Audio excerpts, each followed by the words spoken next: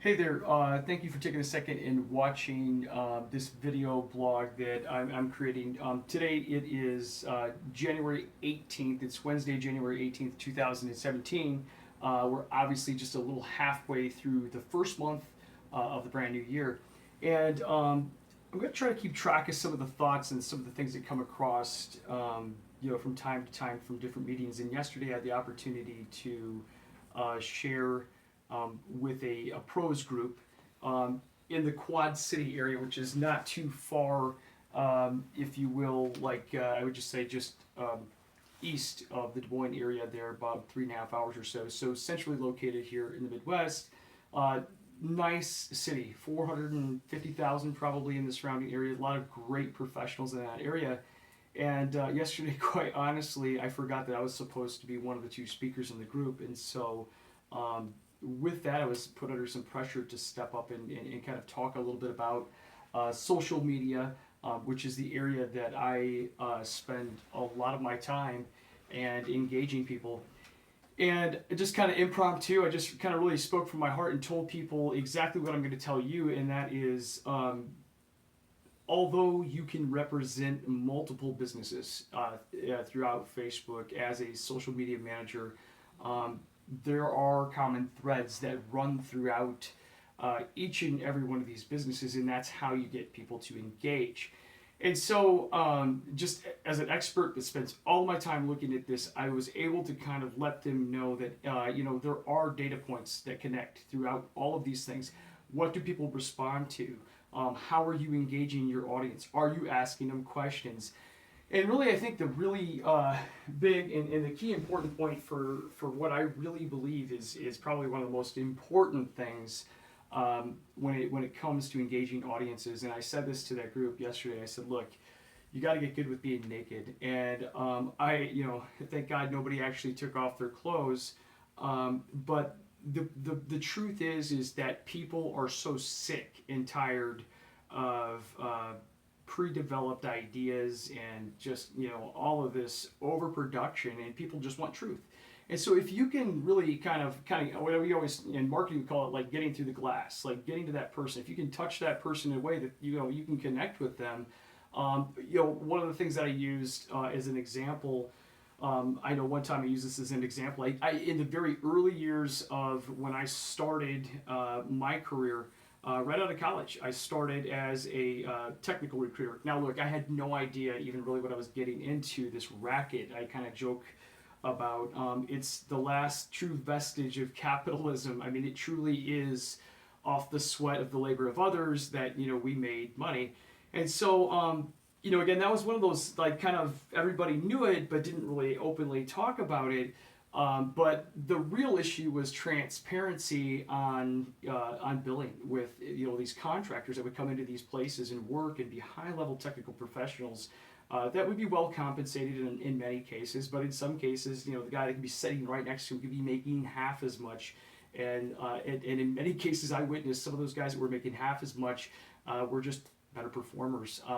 So it's weird how it works out like that. But again, that was one of the dirty secrets of recruiting is especially for consultants. And when that kind of comes to light, that makes a lot of people feel like nails against the chalkboard. That sound that just makes people cringe because they feel like they're getting screwed, and they are.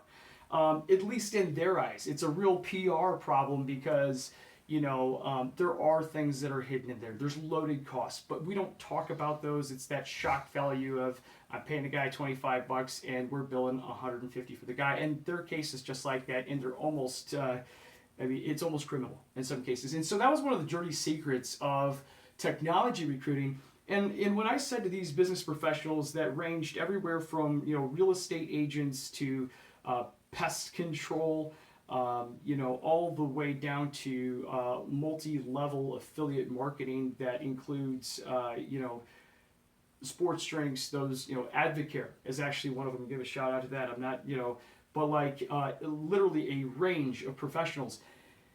And MLM, right? Multi-level marketing just has that pyramid scheme like built right into it. And I would have to imagine that if you are an Advocare or a Young Living or any of these things that are synonymous with I sign up and then you sign up underneath of me has this, shadowy overtone, and people understand that. So what I really coach and what I have told people, I said, is you've got to get good with getting naked and talking about what your industry's bad, nasty habits are.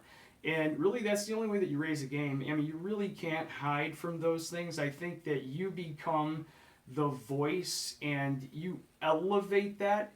And so, I mean, it sounds silly, but, really, truly, having that mentality of talking about the worst parts of your business is going to create conversation. Now, that doesn't mean it's going to point back at you and reflect poorly of you. In fact, if anything, you're controlling the conversation and already putting out there into the world what's on everybody's mind, but using your platform, to do so.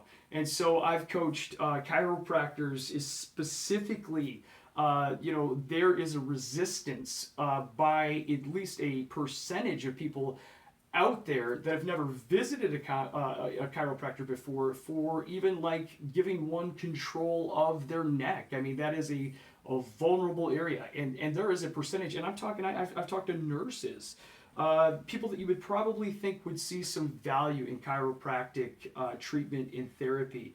Whereas maybe years ago it seemed a little whatever, but now it has truly become mainstream medicine. So again, professionals that are working mainstream medicine have some of these fears as well. Why wouldn't other people have some of these, what I would really call truly, a fear that shouldn't really even be there? I mean, it's one of these things that's just maybe a phobia, maybe like going to a dentist. And so again, I think that there has been a group of dentists that have done a really good job, really focusing on the youth, and by offering different things. I mean, like one great example is a dental cleaning that gives gas as a way to essentially calm one's nerves and make them relax. So again, I think talking about what's wrong with your industry and then leading to that direction of those conversations is always going to keep you in the conversation. This is one very effective way to do this, in Facebook as well.